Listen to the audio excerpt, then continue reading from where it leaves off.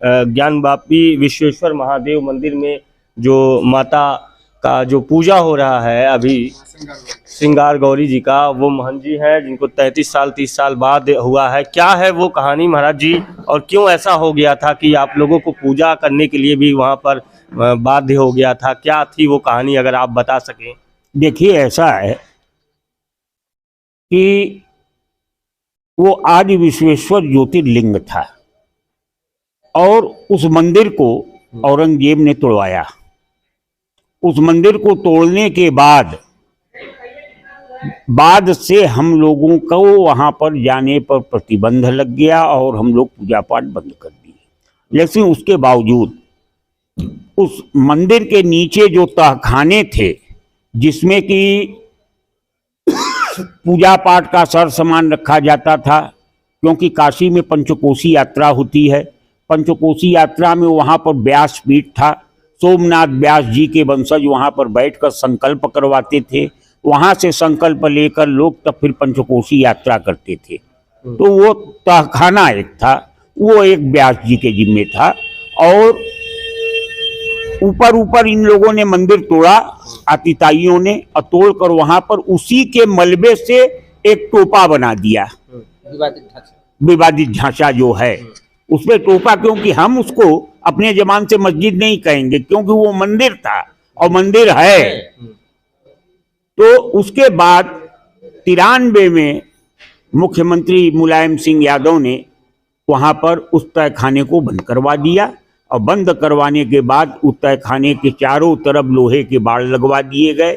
और वहाँ पर व्यास जी का जो तहखाना था, जहाँ पर वो अपना पूजा पाठ करते थे, संकल्प करवाते थे, सबसे उनको रोक दिया गया।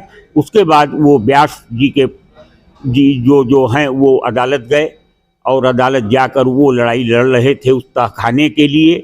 तहखाने के लिए लड़ाई चलते चलते चलते उसका आज ये परिणाम 2024 में, जब हमारे राम जी अपने गृह, अपने जन्मभूमि पर पुनः स्थापित हुए, तो वो अपने आराध्य शिव के जो आदि विश्वेश्वर ज्योतिर्लिंग है उसको मुक्त कराने का एक छोटा सा ये उनका संकेत है कि देखो अब हमको मुक्त करवाया गया, अब हमारे आराध्य को मुक्त करवाना है।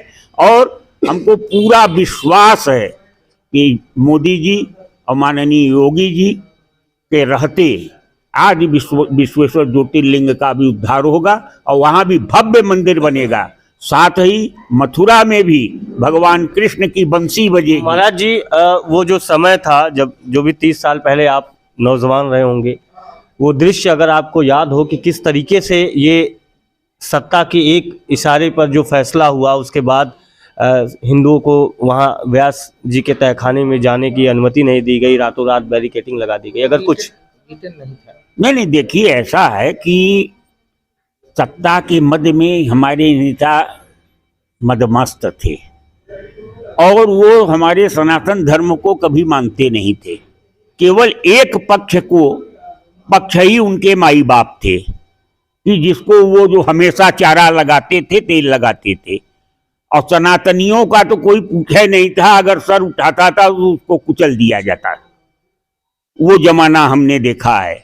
हमारे पूर्वज जब औरंगजेब ने बनारस में अपनी सवारी निकाली थी, तो उस वक़्त हमारे पूर्वज लिंगिया ने हाथ में काला पट्टी बांधकर और उसका विरोध किया था अकेला। वो जमाना भी हम लोगों ने देखा। तो आज भी नंदी वहां अपने आराध्य को खोज रहे हैं, वो इंतजार कर रहे हैं 300-400 साल से। उसी तरह हम भी बाबा का इंतजार कर रहे हैं। ये लिंगिया परिवार आज भी इंतजार कर रहा। हमारे पास शाही फरमान है जिसमें औरंगजेब का भाई दारा सिकोह जब बादशाह हुआ और काशी में पढ़ने आया, तो वो सब मंदिरों का भ्रमण किया, तो वहाँ पर हमारे पूर्वज को पाया, भीमराव लिंगिया। तो उसने वहाँ पर दर्शन पूजा किया और कराने के बाद एक शाही फरमान दिया। उस शाही फरमान में स्पष्ट लिखा हुआ है, आले आले हर दिवाले हर शिवाले, सूरत हो या मूरत हो, हर दिगर शख्स को इत्तिला दी जाती है कि काशी विश्वेश्वर वगैरह जितने भी हैं इनका पूजा करना व कराना, और जो कुछ यात्रीगण चढ़ोतरी चढ़ावे उसको लेने का एकमात्र हक भीमराव लिंगियान एवं उनके वंशजों को है।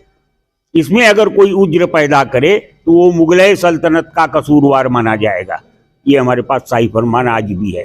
तो उस जमाने में भी हम वो जमाना भी देखे, उसके बाद के भी सत्ता और शासन को देखे, अंग्रेजों की हुकूमत देखे, और आज अपने दो राम लक्ष्मण की जोड़ी को देख रहे हैं, जो कि पूरे हिंदुस्तान में क्या पूरे विश्व में हमारे सनातन का झंडा लहरा के रख दिया। पूरा विश्व इस वक्त राम राम जय सिया राम कर रहा है। तो राम राम राममय हो गया है। संत जन बहुत खुश हैं, उनका हृदय प्रफुल्लित है।